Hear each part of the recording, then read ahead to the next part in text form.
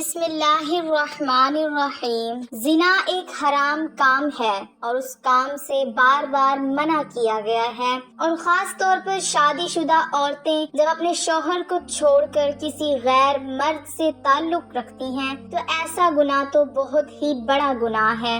بعض اوقات غیر مردوں کے ساتھ بات چیت کرنے اور دوستی کو بہت ہی زیادہ عام سمجھا جاتا ہے، لیکن دراصل گناہ کی جانب پہلا قدم یہی ہوتا ہے، اور یہی ہوا ایک ایسی لڑکی کے ساتھ کہ جس نے آنکھ کھولی ایک مسلمان گھرانے میں، لیکن جہاں پر وہ رہتی تھی اس جگہ کافر تھے، ہندوؤں کی بھرمار تھی، اور وہ لڑکی اس جگہ تنہا اپنے آپ کو محسوس کرتی۔ اس کے گھر والے بہت شریف تھے، مذہبی گھرانہ تھا، خاص طور پر اس کے والد صاحب اللہ کے بہت ہی قریب تھے، یعنی امام مسجد تھے۔ وہ اسلام کو اچھا نہیں سمجھتی تھی اور کہتی کہ دین اسلام میں عورت پر بہت زیادہ جبر ہے، آزادی ہی نہیں ہے۔ خاص طور پر ایک ایسے دینی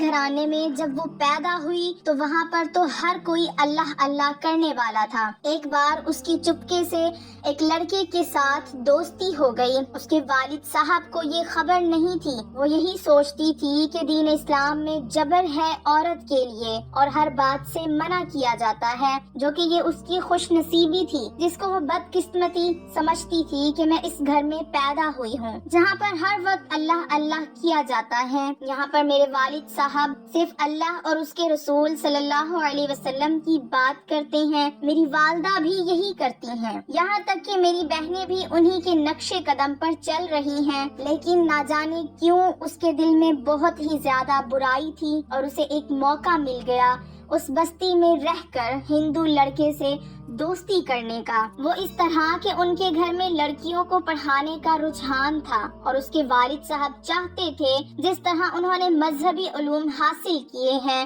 دینی تعلیم حاصل کی، ان کی بیٹیاں بھی اعلیٰ پائے پر علم حاصل کرے اور دین اسلام کو فروغ دے۔ ان کے گھر میں خاص طور پر عورتوں کو تعلیم دینے کا بہت زیادہ رجحان تھا، لیکن اس تعلیم کا اس نے غلط فائدہ اٹھایا۔ وہ گھر سے نکلتی ضرور تھی، مدرسے جاتی تھی، لیکن راستے میں اس کی دوستی ہو گئی ایک ہندو سے، جس نے اس کے حسن کو دیکھا تو اس کا دیوانہ ہو گیا، اور وہ تو چاہتی ہی یہی تھی کہ اپنے مذہب سے دوری اختیار کرے۔ اس نے فوراً اس سے دوستی کر لی، اور اب وہ مدرسے جانے کے بہانے اس غیر مسلم دوست سے ملتی، وہ آپس میں قریب سے قریب آتے جا رہے تھے۔ ایک بار اس نے کہا، تم تو مسلمان ہو، لیکن تم کس طرح مجھ سے ملتی ہو؟ میں تو غیر مسلم ہوں، اور میرا مذہب تو تمہارے مذہب سے بالکل الٹ ہے۔ تو وہ کہنے لگی، میں اپنے مذہب کو پسند نہیں کرتی، میں اپنے والد صاحب کو دیکھتی ہوں، ہر وقت وہ تسبیح پڑھتے رہتے ہیں، اور وہ کہتے ہیں کہ ہمارے دین میں لڑکیوں کو باحیا ہونا چاہیے، گو کہ وہ لڑکیوں کی تعلیم کے بالکل بھی خلاف نہیں، اور چاہتے ہیں کہ ہم اچھے سے دینی تعلیم حاصل کریں۔ میرا دل نہیں لگتا، نہ جانے کیوں، جب سے آنکھ کھولی ہے اور ہوش سنبھالا ہے، میرے دل میں میرا مذہب گھر نہیں کر سکا۔ تو وہ لڑکا کہنے لگا، تم کیا چاہتی ہو؟ لڑکی بولی، میں چاہتی ہوں مذہب کو چھوڑ دوں۔ لڑکا بولا، لیکن تمہارے والد صاحب ناراض نہیں ہوں گے؟ لڑکی بولی، ان کو کون بتائے گا کہ میں اپنے مذہب سے نکل چکی ہوں؟ اس لڑکے کو تو گویا موقع مل گیا تھا کہ ایک مسلمان لڑکی ایک مذہبی گھرانے کی ہونے کے باوجود، یعنی ایک نیک اللہ والی کی بیٹی ہونے کے باوجود اپنے مذہب سے نکلنا چاہتی ہے، غیر مسلم ہونا چاہتی ہے، تو اس کے لیے بہترین موقع تھا۔ اس نے کہا، ٹھیک ہے، تم اپنے مذہب سے بالکل ہی نکل جاؤ، اور کبھی بھی آپ نماز نہیں پڑھنا، اور یاد رکھنا کہ خدا کی عبادت بھی نہیں کرنا، کیونکہ ایک خدا نہیں ہے، اس پوری دنیا کو بہت سارے خدا مل کر چلا رہے ہیں۔ وہ کہنے لگی، تم نے صحیح کہا۔ اس لڑکے نے کہا، سب سے پہلے میں تمہاری ملاقات اپنے خدا سے کرواتا ہوں۔ ایک بت اس کے گھر میں رکھا ہوا تھا، جس کو وہ بہت مانتا تھا۔ اس نے کہا میں ان کا ماننے والا ہوں، میں ان سے جو مانگتا ہوں یہ مجھے وہ دے دیتے ہیں، میری ہر خواہش پوری ہو جاتی ہے، اور دیکھو جب سے تمہیں دیکھا ہے، جب سے میں تمہارے عشق میں گرفتار ہوا ہوں، میں نے ان کے ہی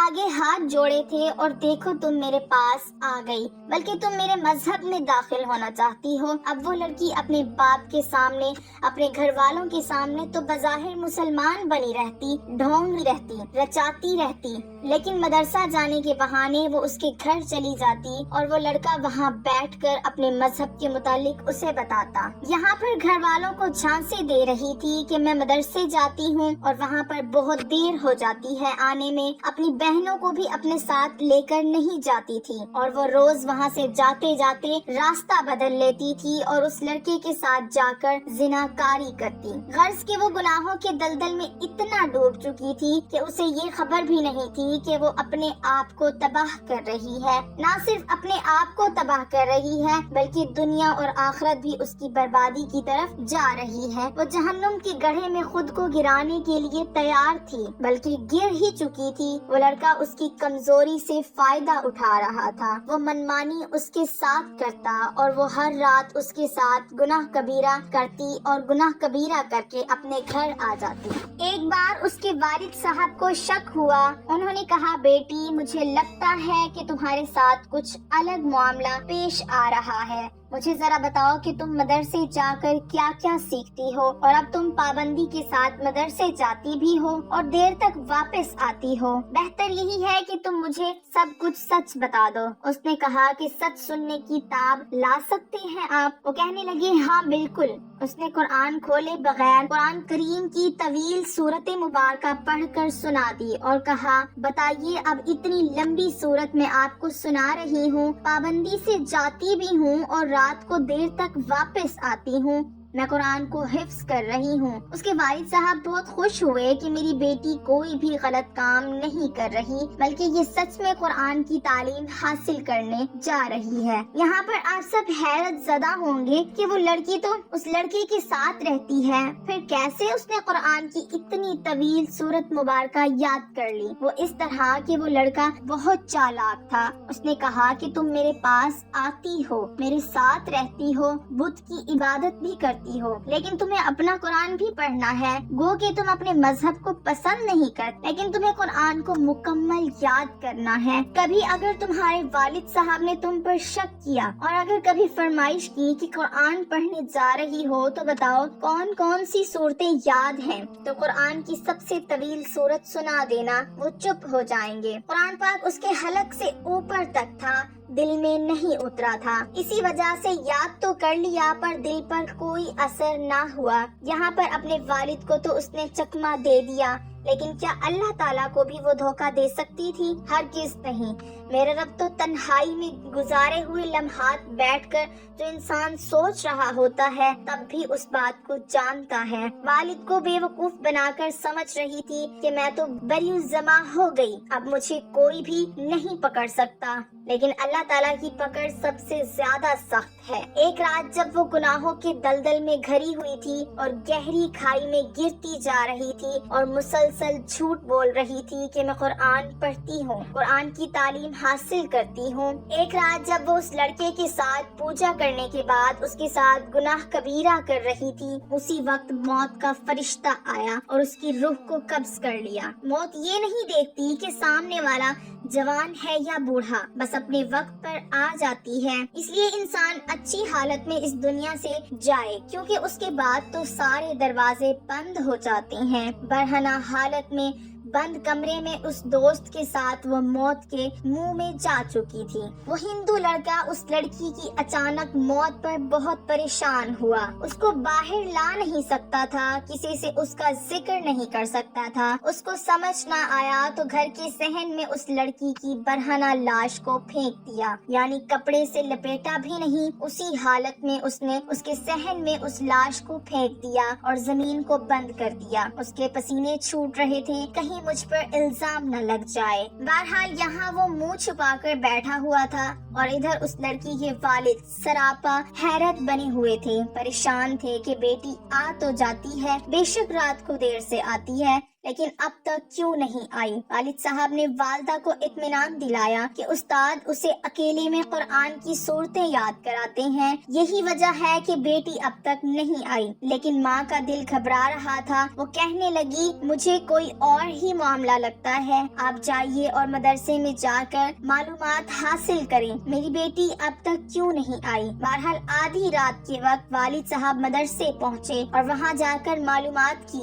پتہ چلا کہ ساری لڑکیاں تو جا چکی ہیں۔ انہوں نے کہا کہ میری بیٹی کو کون پڑھاتا ہے؟ کوئی معلمہ ہے، انہوں نے کہا کیا معلمہ مجھ سے بات کر سکتی ہے؟ باپردہ ہو کر وہ معلمہ ان کے سامنے آئی اور کہا کیا میری بیٹی آپ کے پاس دیر تک قرآن پڑھتی ہے؟ تو وہ حیرت سے انہیں دیکھنے لگی کہ کون سی بیٹی، کس کی بیٹی؟ آپ کی بیٹی کو آج تک میں نے یہاں نہیں دیکھا، لیکن وہ تو آتی تھی، حلیہ بھی میں نے آپ کو بتایا ہے۔ تو وہ کہنے لگی اس حلیے کی لڑکی آتی تو تھی، لیکن تقریباً 1 مہینے سے زیادہ ہو گیا ہے وہ میرے پاس نہیں آ رہی تھی۔ رات میں وہ کہاں جاتی ہے مجھے کیا معلوم، لیکن یہاں پر آپ کی بیٹی نہیں آتی۔ یہ کہہ کر وہ معلمہ اندر چلی گئی۔ اب باپ پریشان سر پیٹ رہا تھا کہ آخر میری بیٹی نے مجھے دھوکہ دیا، لیکن قرآن کیسے اسے یاد تھا؟ ضرور وہ کہیں اور پڑھنے جاتی ہوگی۔ اپنے علاقے کے سارے مدرسوں کو دیکھ لیا، لیکن وہاں پر ان کی بیٹی نہ ملی، بلکہ کہا گیا کہ ہمارے مدرسے کی بچیاں تو مغرب تک چلی جاتی ہیں،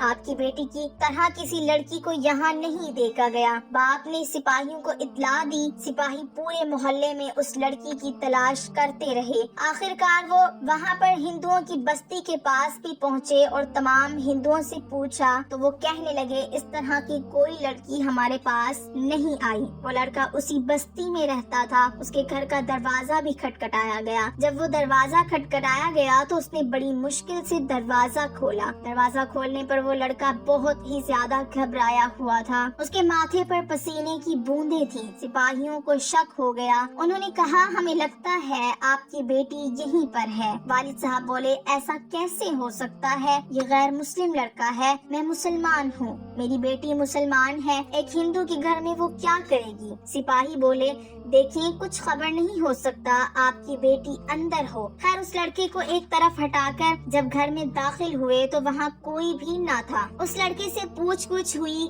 کہا کہ بتاؤ کہاں ہے وہ لڑکی اور تم نے اسے مار کر کہاں پھینکا ہے؟ اس نے کہا میں نے اسے نہیں مارا، وہ تو خود مر گئی۔ اس لڑکے نے اپنے آپ کو بچانے کے لیے سچ کہہ دیا تھا، لیکن سپاہیوں نے کہا اگر وہ لڑکی اسی گھر میں ہے تو کہاں ہے؟ اس نے بتایا کہ گھر کے صحن میں نے اسے ڈال دیا ہے۔ باپ کو یہ سن کر صدمہ پہلے ہی ہو گیا تھا کہ اس کی بیٹی یہاں پر موجود تھی، ایک غیر مسلم کے ساتھ، جہاں پر جگہ جگہ بتوں کی تصویریں لگی ہوئی تھی۔ ایک بہت بڑا ثبوت اس کے کمرے میں تھا۔ وہ پہلے ہی صدمے سے دو چار تھا، اور جب یہ بات سنی کہ بیٹی اس لڑکے کے گھر میں مری ہے تو یہ سن کر اس کے ہوش اڑ گئے۔ سپاہیوں نے اس لڑکی کی وجہ سے صحن کھودنا شروع کیا۔ گڑھا زیادہ گہرا نہیں تھا۔ سامنے ہی جو منظر سب نے دیکھا، اس منظر کو دیکھ کر سب کے رونگٹے کھڑے ہو گئے۔ اس کے جسم پر نہ کفن تھا، نہ ہی کوئی کپڑا تھا، جبکہ اس لڑکی کے پوشیدہ چھپے ہوئے اعضاء مکمل طور پر گل سڑ چکے تھے،